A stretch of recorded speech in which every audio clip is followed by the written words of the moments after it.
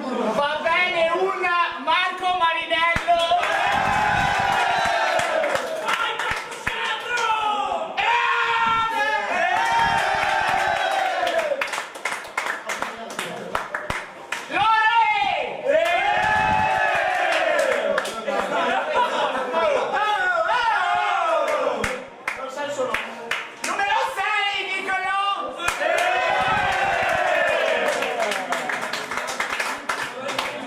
Dov'è lui? Gian Alessio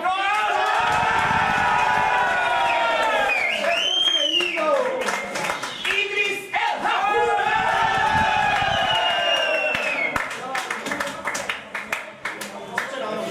Eminello il capitano Matteo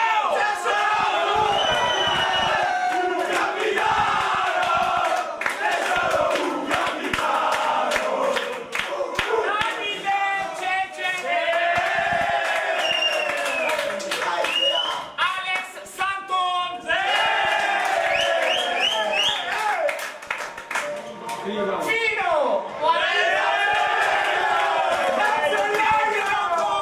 Il migliore difensore del campionato!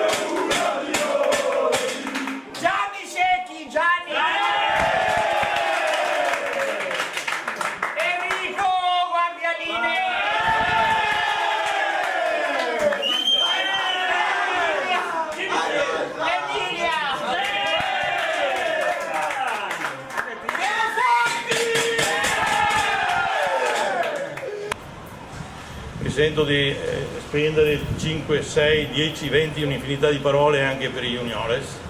Juniores ragazzi pregevoli, ragazzi in gamba, ragazzi responsabili, hanno dato il meglio di loro. Purtroppo noi abbiamo fatto dei scelte come società sbagliate nell'ambito della guida tecnica, però poi ultimamente quando si è stati propensi nel cambiamento della guida tecnica abbiamo affidato al signor Prisco Flavio, grandissima persona, di un innamorato del calcio nel suo gioco e anche nella sua fattibilità, e per cui ha dato ovviamente risultati super soddisfacenti, i ragazzi contenti, noi come società siamo altrettanto contenti, per cui un grazie a Flavio, un grazie ai collaboratori di Flavio.